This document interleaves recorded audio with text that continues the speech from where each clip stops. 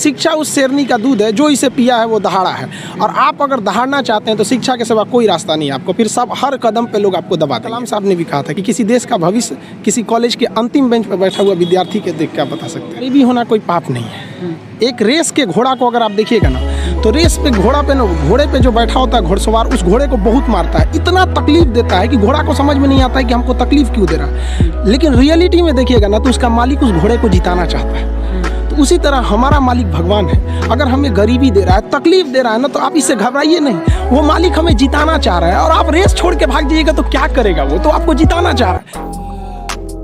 आप अगर कोई मूवी देखती हैं तो आपको 2 से ढाई घंटे की मूवी बड़ी अच्छे से याद हो जाती है। लेकिन आप कभी गौर कीजिएगा कि उस मूवी को बनाने वाला डायरेक्टर उस 2 घंटे की मूवी के लिए 2 साल से मेहनत कर रहा था, तब तो आपको याद हो गया ना। तो उसी तरह की स्टूडेंट जो होता है ना, उसके मेहनत को कम करने के लिए एक टीचर को मेहनत करना पड़ेगा, उसे प्रेजेंटेशन देना पड़ेगा, उसे अपनी भाषा में बताना पड़ेगा कि एक लड़का जो है वो भोजपुरी बेल्ट का है। भोजपुरी वालों को तो पहले ये लगता है कि हम बहुत पीछे हैं। अरे भाई, तुम नहीं पीछे हो। जितना एक CBSE ICSE बोर्ड का जानता है उतना ही तुम जानते हो। बल्कि ये जो गांव के लड़के ये ज़्यादा मेहनत करते हैं, 20-20 किलोमीटर साइकिल चला के आते हैं। किसी शहर के लड़के के लिए पॉसिबल नहीं है उतना, तो ये ज़्यादा मेहनत करते हैं। तो इनके लिए क्या होता है ना, कि इनके पास सुविधाएं। स्टूडेंट्स की सफलता में 3 चीज़ का योगदान होता है। एक उनके गार्जियन का योगदान होता है, गार्जियन को भी हर पल उसको डर बना के रखना चाहिए कि भैया तुम पढ़ो इसको। दूसरा टीचर्स का होना चाहिए, टीचर्स उसके अंदर फ्रेंडली होने चाहिए, अच्छे से समझाना चाहिए, और खुद स्टूडेंट्स का।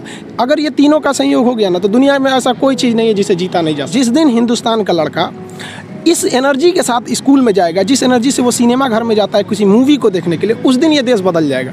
और ये पक्का बदलेगा, ये मेरा पूर्ण विश्वास है। थोड़ा वक्त लगेगा, लेकिन ऐसा नहीं है कि बदलेगा नहीं। पढ़ाई इतना दिलचस्प चीज़ होता है ना, कि आपको 1 घंटे का क्लास कब खत्म हो जाएगा पता ही नहीं चलेगा, बशर्ते टीचर्स उस माहौल में देखा होती है। पढ़ाई की 2 चीज़ें होती है। एक टीचर जो होता है ना, वो तो पढ़ लिया, उसका लेवल बहुत ऊपर है, और जो स्टूडेंट है ना, वो तो अभी शुरुआत कर रहा है, तो उसका लेवल बहुत नीचे है। बड़ा अंतर होता है ना ये 2 चीज़ों में समन्वय बनाना। जैसे सुई में धागा डालना, दोनों को एक लाइनर होना जरूरी है, तो ही जाएगा।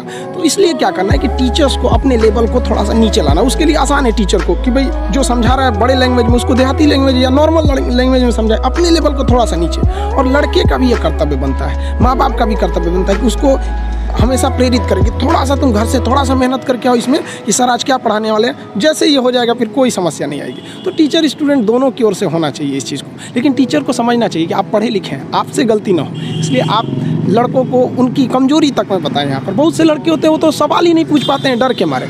ये नहीं होना चाहिए, क्योंकि वो टीचर को टीचर समझ रहा है। लेकिन अगर टीचर को जिस दिन वो दोस्त समझने लगेगा ना, वो सवाल पूछेगा। और अगर वो सवाल नहीं पूछ रहा है तो आप क्या कर रहे हैं? 130 करोड़ जनसंख्या में आप एक मानव संसाधन को खराब कर रहे हैं अपने विद्यालय में बैठा के। वो सवाल नहीं पूछा तो क्या करें? मेरे लाइफ का एक ही प्लान है कि भाई जो स्टूडेंट्स हैं ना, स्टूडेंट्स ये इस देश को बदल सकते हैं। आज़ादी से पहले अगर आप गौर कीजिएगा ना, तो देश को बदला था वकीलों ने मिलकर। आप चाहे वो महात्मा गांधी को उठाइए, जवाहरलाल नेहरू, मोतीलाल नेहरू, या भीमराव अम्बेडकर साहब, सरदार पटेल, या जितने भी हमारे स्वतंत्रता सेनानी रहे, तो ज़्यादातर लोगों ने वकील थे वो उस वक्त में। लेकिन अभी की जो दौर है वो युवाओं के हाथ में, स्टूडेंट्स के हाथ में। अब युवा अपने अधिकार के लिए आप दबिए नहीं, आप दबेंगे तो दबाएंगे। और आप पढ़े लिखे होकर दब जाएंगे तो फिर एक अनपढ़ को तो कुचल दिया जाएगा, उसको दबाया ही नहीं जाएगा। तो अब स्टूडेंट्स जाग गया है, अब स्टूडेंट्स को कोई नहीं रोक सकता। आगे वाले देश का भविष्य वही है। और हमारे कलाम साहब ने भी कहा था कि किसी देश का भविष्य किसी कॉलेज के अंतिम बेंच पर बैठा हुआ विद्यार्थी के देख के। स्टूडेंट सरकारी स्कूल में पढ़ने जाता है तो आपको क्या लगता है उसको कितना नॉलेज मिलेगा? वो 1 घंटा बैठेगा तो 1 घंटा में कितना नॉलेज गेन कर पाएगा? तो वहाँ एक कॉलेज के मैनेजमेंट की भी गलती है, और स्टूडेंट्स में भी है कि भाई देखिए, आप कॉलेज नहीं जाइएगा तो फिर स्कूल और कॉलेज जो होता है ना, माँ का दूध होता है, और ये सबके लिए ज़रूरी होता है। ये ज़रूरी है, वहाँ उनको भी समझना पड़ेगा। और गार्जियन के अंदर भी एक नैतिकता आनी चाहिए। और स्टूडेंट की जो सबसे बड़ी खराबी क्या है ना, उनके अंदर इच्छा है कि हमें कुछ करना है, उनके अंदर शौक़ है कि हमें नौकरी पाना है, पढ़ाई करना है, लेकिन उनके अंदर डर नहीं है।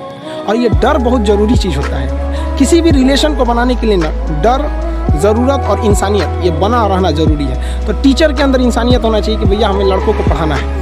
लड़के के अंदर ज़रूरत है कि अगर हम पढ़े लिखेंगे नहीं, आगे नहीं जाएंगे, तो हम कोई अच्छा काम नहीं कर पाएंगे। और डर तो सबसे ज़्यादा ज़रूरत है उसके जॉब की या किसी चीज़ का। डर तो होना ज़रूरी है कि अगर नहीं पढ़ेंगे तो समाज में हमको एकदम पीछे कर दिया जाएगा। तो स्टूडेंट के अंदर ना अभी डर नहीं रहा है, कह अरे क्या दिक्कत है, अगली बार फिर भर देंगे फॉर्म, फिर कर देंगे, ये कर देंगे। और गार्जियन भी नहीं पूछता है उससे कि इस साल रिजल्ट नहीं हुआ तो क्यों नहीं हुआ।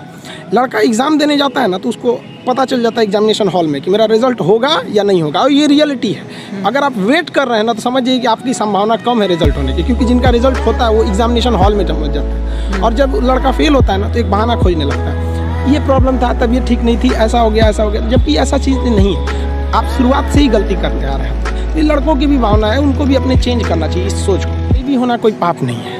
एक रेस के घोड़ा को अगर आप देखिएगा ना तो रेस पे घोड़े पे जो बैठा होता है घोड़सवार, उस घोड़े को बहुत मारता है, इतना तकलीफ देता है कि घोड़ा को समझ में नहीं आता है कि हमको तकलीफ क्यों दे रहा है। लेकिन रियलिटी में देखिएगा ना तो उसका मालिक उस घोड़े को जिताना चाहता है। तो उसी तरह हमारा मालिक भगवान है। अगर हमें गरीबी दे रहा है, तकलीफ दे रहा है ना, तो आप इससे घबराइए नहीं। वो मालिक हमें जिताना चाह रहा है, और आप रेस छोड़ के भाग जाइएगा तो क्या करेगा? वो तो आपको जिताना चाह रहा है। तो गरीबी कोई नहीं। हम लोग खुद जब अपने स्टूडेंट लाइफ में थे तो हम लोग उसमें गुरुद्वारा में जाके खाना खाए थे, ये हालत था हम लोग का। इसीलिए हम भी अब कभी कभी जहाँ पे मतलब फ्री डोनेशन में नहीं, समाज सेवी लोग खाना खिला देते हैं, तो उतना घर से हम लोग कभी कुछ नहीं था, तो वहाँ जाके खाना खा लेते थे। इसीलिए अब जब आदमी के पास है तो हम लोग भी थोड़ा अनाथ आश्रम या ऐसे चीज़ों पे हेल्प कर देता है। तो ऐसा नहीं है कि हम लोग भी बहुत बड़े घर से आए थे लोग, ऐसा नहीं है। तो गरीबी कोई बाधा नहीं उत्पन्न करती है, लेकिन अगर आपके दिमाग में बैठ जाएगा हम गरीब हैं, कुछ नहीं कर सकते, ये सब। अगर एक डॉक्टर ये सोचने लगे ना कि हम डॉक्टर हैं तो फिर मरीज का अच्छा से इलाज नहीं कर पाए। अगर डॉक्टर ये सोचे ना कि हम भी मरीज हैं और ये सोच के वो इंजेक्शन लगाए कि हम अपने को लगा रहे हैं, तो फिर उस मरीज को बड़ा कम दर्द होगा। तो टीचर जब ये सोच के पढ़ाने लगेगा ना कि हम टीचर हैं, तो फिर स्टूडेंट को समझने में दिक्कत आ जाएगा। तो टीचर को ये सोचना चाहिए ना कि हम भी एज एक स्टूडेंट की तरह ही हैं, और एकदम मिनिमम भाषा, मतलब एकदम नॉर्मल भाषा में उसे समझा। जहाँ तक बात कहें ना कि CBSE बोर्ड या जो बड़े लोग होते हैं उनके बच्चे अच्छे हैं, तो देखिए एक बात बताते हैं, हथियार कितना भी खतरनाक और बड़ा क्यों ना हो जाए, चलाने वाला खतरनाक होना चाहिए। तो कॉलेज और स्कूल कितना भी अच्छा क्यों ना हो, पढ़ने वाला स्टूडेंट में अंदर मेहनत होना चाहिए। हिंदी मीडियम वालों के अंदर मेहनत ज़्यादा होता है, गाँव के लड़कों के अंदर बहुत मेहनत होता है। उसके पास पसीना होता है ना तो AC नहीं चलाता है, गमछा से मार लेता है पसीना, हाथ में रुमाल बांध लेता है कि पसीने से कॉपी ना भीगे वहाँ पर। उसके पास तकिया नहीं होता है मोड़ने के लिए, हाथ मोड़ के लगा लेता है तकिया, वो पढ़ता है सुबह उठ के। तो ऐसा नहीं है, उनके पास मेहनत नहीं, वो बहुत मेहनत करते हैं। लेकिन उनके साथ सबसे बड़ा कमी क्या है कि आज से 5 साल पहले उनके पास कोई ऐसा साधन नहीं था कि उन्हें अच्छे टीचर मिल सके। अब तो डिजिटली हो गया। ये सबसे फायदा हुआ है गाँव वालों के लिए कि आप डिजिटल, आप गाँव के किसी कोना में बैठ के इंडिया के किसी टीचर से पढ़ सकते हैं। ये सबसे बड़ा फायदा है। और अमीरों को यहाँ पहले बेनिफिट मिलता था कि जो गाँव का लड़का है, बिहार का है, यूपी का है, उड़ीसा का है, गाँव का परिवार, वो दिल्ली जाके कैसे पढ़ेगा? अब कोई दिक्कत नहीं है, आप एक नॉर्मल मोबाइल लीजिए। गाँव से इतना बड़ा है, आप 135 करोड़ आबादी में आपको चेंजिंग देखने में बड़ा समय लग जाएगा इसमें। लेकिन हाँ, चेंजिंग आई है, लेकिन इसका भी सदुपयोग करना पड़ेगा। अब आप देखिए कुछ लोग फेसबुक पे उल्टे सीधे पोस्ट कर देते हैं, समाज में सौहार्द बिगाड़ते हैं। तो ये लोग तो उसका डिजिटल क्रांति के लिए तो आप समझिए तो गड्ढा खोद रहे हैं उनके लिए। तो ये उन लोग के लिए ऐसा नहीं है। बट स्टूडेंट्स अभी भी जागरूक है, लेकिन वो बहक जाता है पढ़ने के लिए यूट्यूब फेसबुक में गायब हो जाता है। ये उनको अपने आप पे थोड़ा सा एक कंट्रोल रखना पड़ेगा।